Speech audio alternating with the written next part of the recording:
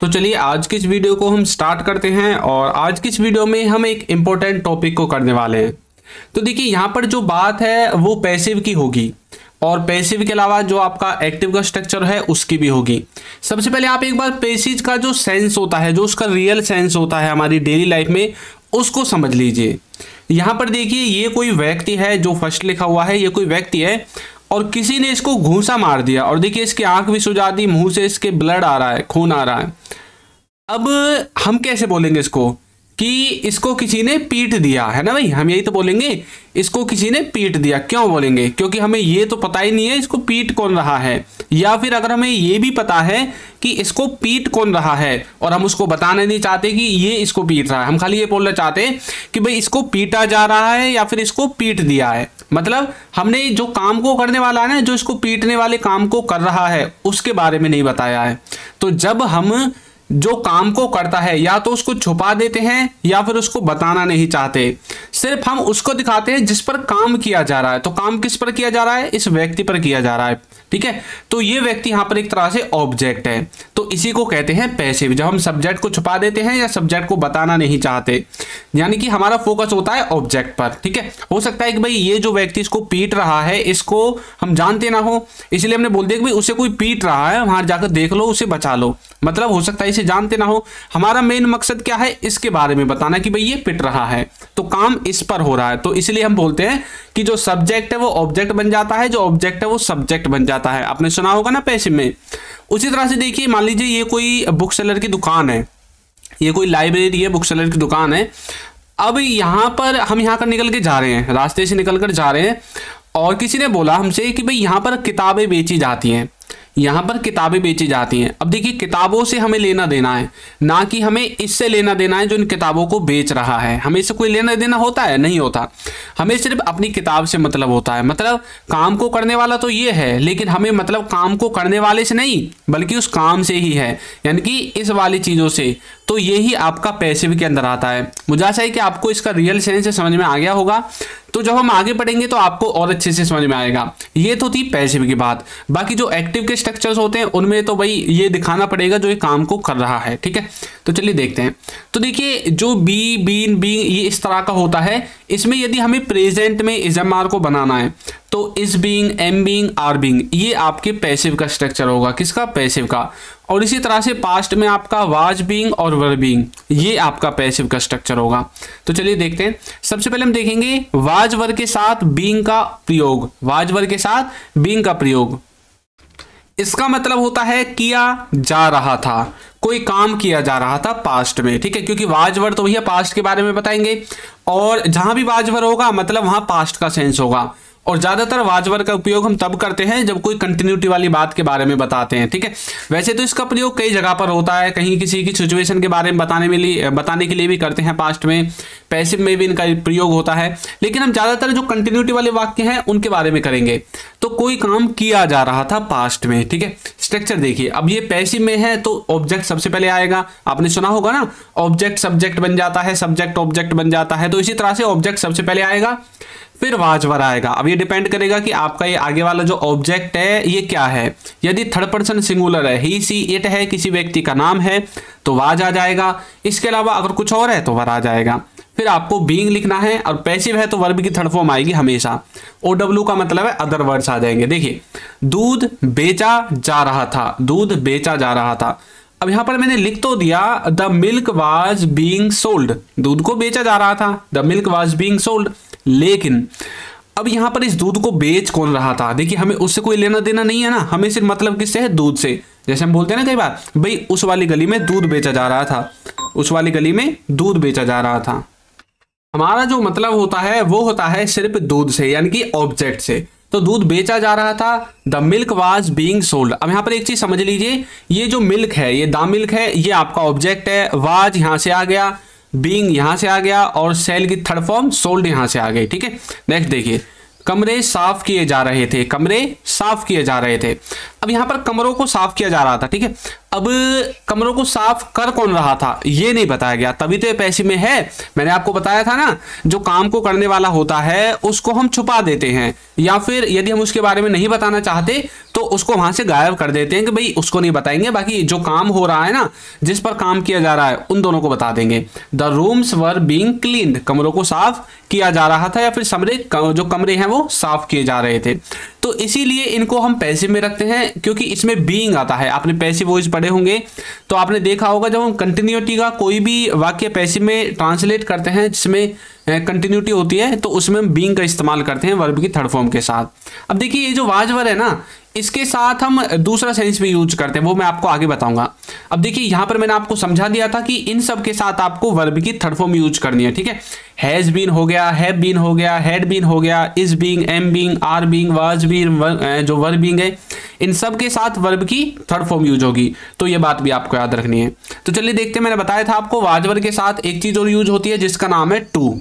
अब ये टू का क्या मतलब है? टू का मतलब है नॉर्मली कोई काम करना था, मतलब नॉर्मली किसी को कोई काम करना था। मतलब ऐसा होता है कि मान लीजिए किसी को पहले से कोई काम दे दिया जाता है कि भाई आपको ये काम करना है, ठीक है, और अब आप उस काम को लेकर जब सेंटेंसेस बनाओगे ना, अब देखिए ये जो काम आपको करना था ये नॉर्मली था, यानी कि नॉर्मल था, आपको जरूरी नहीं था कि आपको करना ही करना है। तो एक बार हम इसका स्ट्रक्चर देख लेते हैं। तो इसका जो स्ट्रक्चर है उसमें सबसे पहले आपको सब्जेक्ट लिखना है, फिर आपको वाज वर लिखना है, फिर वर्ब की जो वर्ब यहाँ पर आएगा टू, पहले टू लिखना है, फिर वर्ब की फर्स्ट फॉर्म और फिर अदर वर्ड्स आपके आ जाएंगे। तो देखिए यहाँ पर बीइंग नहीं है इसलिए वर्ब की थर्ड फॉर्म नहीं है, क्योंकि ये पैसिव में नहीं है। पैसिव में होता तो सबसे पहले ऑब्जेक्ट ना आके सब्जेक्ट आता। चलिए एग्जाम्पल से समझते हैं। मुझे देखनी थी, मुझे देखनी थी, तो यहां पर मैंने लिख दिया है I was to watch, I was to watch, ठीक है, मुझे देखनी थी। तो मतलब कोई चीज आपको देखनी थी, कोई फिल्म हो सकती है, कोई मूवी हो सकती है, या फिर कोई भी चीज आपको देखनी थी, लेकिन जरूरी नहीं है कि आपको देखनी ही थी। भाई नॉर्मल सी बात है, देखनी थी, नहीं देखी तो कोई दिक्कत नहीं है। तो ऐसे कार्यों को अब कुछ बच्चे सोच रहे होंगे सर हम इसे हैड के द्वारा भी तो बनाते हैं, आई हैड टू वॉच। जी हाँ, आप इसे हैड के द्वारा भी बना सकते हैं, आई हैड टू वॉच, लेकिन उसका मतलब ये नॉर्मली नहीं होगा। उसका मतलब होगा कि मतलब आपको जरूरी कोई काम करना था, आपको जरूरी कोई काम करना था, ठीक है। एक एग्जांपल और देखिए, उसे वो करना था, यहां पर हमने लिख दिया सिंपल भाषा में he was to do that, he was to do that, यानी कि उसे वह करना था। लेकिन यदि आपको वो जरूर करना था और आपसे मिस हो गया है जैसी बात थी, तब आप हैड का यूज करेंगे, he had to do that, इस तरह से। मतलब नॉर्मली कोई वाक्य करना था, अगर हो गया तो ठीक है, नहीं हुआ तो ठीक है, तब आपको वाज वर का यूज करना है। लेकिन जब आपको जरूरी करना था तब आपको हैड का इस्तेमाल करना है, ठीक है। तुम्हें मेज साफ करनी थी, you were to clean the mez, sorry table, you were to clean the table, आपको टेबल साफ करनी थी। मतलब जरूरी नहीं है कि करनी ही थी, लेकिन अगर आपको जरूरी करनी थी तो हैड का इस्तेमाल करना है, you had to clean the table, ठीक है। इस तरह से आप वाज वर के साथ टू, और देखिए मैंने आपको हैड के बारे में बता दिया है कि हैड को किस तरह से इस्तेमाल करते हैं। तो देखिए यदि अभी तक आपने हमारे कोर्स को ज्वाइन नहीं किया है तो लिंक आपको नीचे डिस्क्रिप्शन बॉक्स में मिल जाएगा, अभी ज्वाइन कर लीजिए, इसमें भी डिस्काउंट है। और देखिए 299 है ना, अभी इसमें जैसे अभी 15 अगस्त आने वाला है तो उसके उपलक्ष्य में आपको इसमें और 10% की एक्स्ट्रा छूट दी गई है, तो ये मेरे हिसाब से 250 रुपये में ये आपको मिल जाएगा। तो लिंक इसका डिस्क्रिप्शन में है, जाकर इसको जो है ज्वाइन कर लीजिए। इसमें हमने बेसिक से एडवांस लेवल तक इंग्लिश ग्रामर को कवर किया है, इंग्लिश के सभी क्लास नोट्स आपको मिलेंगे, आपको प्रैक्टिस करने का भी मौका मिलेगा, और A to Z video lectures मिलेंगे, प्रैक्टिस क्विज मिलेगी, कोर्स का सर्टिफिकेट भी आपको दिया जाएगा। तो लिंक डिस्क्रिप्शन में है, जाकर आप इसको ज्वाइन कर सकते हैं।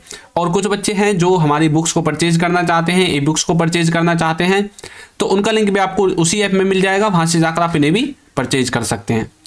तो देखिए जो मॉडल्स होती है ना, मॉडल्स में यदि हमें पैसिव बनाना है तो हमें उनके आगे बी लगाना पड़ता है। क्या लगाना पड़ता है? बी। काम किया जा सकता है। अब देखिए कैन का मतलब क्या होता है? कोई काम किया जा सकता है, ठीक है, ये तो कैन बी का हो गया, लेकिन कैन का मतलब है कि कोई किसी काम को कर सकता है। अब देखिए जब हम इसको पैसिव में बनाएंगे तो सबसे पहले ऑब्जेक्ट लिखना पड़ेगा, फिर कैन बी, और पैसिव में हमेशा वर्ब की थर्ड फॉर्म आती है, फिर चाहे मॉडल का पैसिव हो या टेंस का पैसिव हो, और फिर आपके अदर वर्ड्स आते हैं। देखिए उसे बताया जा सकता है, he can be told, he can be told, उसे बताया जा सकता है, यह किया जा सकता है, it can be done, it can be done, यह किया जा सकता है, ठीक है। तो इस तरह से आप कैन बी का इस्तेमाल भी कर सकते हैं, यानी कि मॉडल्स में आपको पैसिव बनाने के लिए कुछ नहीं करना, सिर्फ जो मॉडल है उसके सामने बी लगा देना है और वर्ब की थर्ड फॉर्म लगा देनी है। नेक्स्ट देखिए, अब जो इज एम आर है, यदि इसके साथ हम बीइंग लगाते हैं, जैसे हमने पीछे वाज वर्ग के साथ लगाया था, तो उसका जो सेंस था वाज वर्ग का वो तो पास्ट का था, लेकिन इज एम आर को तो हम प्रेजेंट में यूज करते हैं, तो ये प्रेजेंट का सेंस देंगे। इसका मतलब है कि कोई काम किया जा रहा है, कोई काम किया जा रहा है। अब पैसिव में है तो सबसे पहले ऑब्जेक्ट, फिर इज एम आर, फिर बीइंग, फिर वर्ब की थर्ड फॉर्म और फिर ओ डब्ल्यू मतलब अदर वर्ड्स आ जाएंगे। देखिए उसे पीटा जा रहा है तो बोलेंगे he is being beaten, he is being beaten, उसे पीटा जा रहा है। इमारत बनाई जा रही है, the building is being constructed, the building is being constructed, building बनाई जा रही है या फिर बिल्डिंग को बनाया जा रहा है। अब देखिए उसे पीटा जा रहा है, कौन उसको पीट रहा है ये नहीं बताया गया।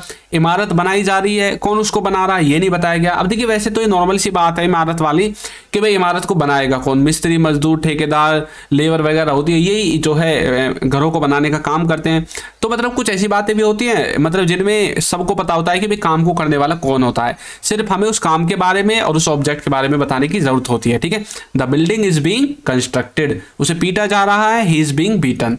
इस तरह से आप इज एम आर के साथ बीइंग का इस्तेमाल कर सकते हैं। उसके बाद यदि हम इज एम आर के साथ टू का इस्तेमाल करेंगे तो जो वाज वर्ग के साथ टू का इस्तेमाल किया था उसका जो सेंस था ना, उसी तरह का सेंस इसका निकलेगा। नॉर्मली कोई काम करना है, नॉर्मली कोई काम आपको प्रेजेंट में करना है। स्ट्रक्चर में सबसे पहले सब्जेक्ट, फिर इज एम आर के बाद टू, वर्ब की फर्स्ट फॉर्म और फिर ऑब्जेक्ट आएगा। देखिए मुझे देखनी है, आई एम टू वॉच, अभी मैंने इसको पीछे बनाया था, मुझे देखनी थी, आई वाज टू वॉच। अब देखिए मान लीजिए कि आपको कोई मूवी देखनी है, ठीक है, और गलती से जो है वो जो प्लान है ना मूवी देखने का, वो मूवी देखने का प्लान आपका पहले ही बन चुका था, लेकिन आपके घर वालों ने अब आपको कोई काम बता दिया, भाई ऐसा कर तुम वहाँ जाकर उस काम को कर ले, और उन्होंने वो काम भी उस टाइम बताया जब वो आपकी मूवी स्टार्ट होने वाली थी। अब आप बोल रहे हैं no no no, I am to watch, मुझे मूवी देखनी है, I am to watch movie, मुझे मूवी देखनी है, मुझे देखनी है भाई, मुझे मत रोको। मतलब देखिए कोई जरूरी तो नहीं है कि आपको देखनी ही है, ये नॉर्मल सा काम है भाई, अगर टाइम है तो देख लो, नहीं है तो अपने घर वालों का काम करो। तो मतलब अब आप यहाँ पर आई एम टू वॉच का मतलब है कि आप वहाँ पर एक तरह से जो आपका देखने का जो मतलब मोटिव है उसको कमजोर करके दिखा रहे हैं, भाई अगर टाइम मिल जाएगा तो देख लेंगे, वरना कोई बात नहीं, घर वालों ने काम बता दिया तो उसको कर लेंगे। लेकिन यदि आपको ऐसा दिखाना है कि नहीं नहीं मुझे तो देखनी ही है, तब आपको इसमें जैसे हमने पास्ट में हैड का इस्तेमाल किया था तो प्रेजेंट में करेंगे हैज है का। अब कैसे बोलोगे, आई हैव टू वॉच, मुझे देखनी है, कहते हैं ना मुझे जाना है, कैसे बोलते हो, आई हैव टू, जाना है तो गो, कोई काम करना है तो डू, कुछ देखना है तो वॉच, इस तरह से मुझे देखनी है, आई एम टू वॉच। उसे एग्जाम देना है, he is to give the exam, he is to give the exam. हो सकता है कुछ बच्चों को एम के बाद ये टू, इज के बाद टू, वाज के बाद टू अजीब लग रहा हो, लेकिन इनकी हकीकत यही है। तुम्हें मेज साफ करनी है, you are to clean the table, you are to clean the table, तुम्हें मेज साफ करनी है। तो इस तरह से आप इज एम आर के साथ टू का इस्तेमाल कर सकते हैं जब आपको नॉर्मली कोई काम करना है। ठीक है, समझ में आ गया।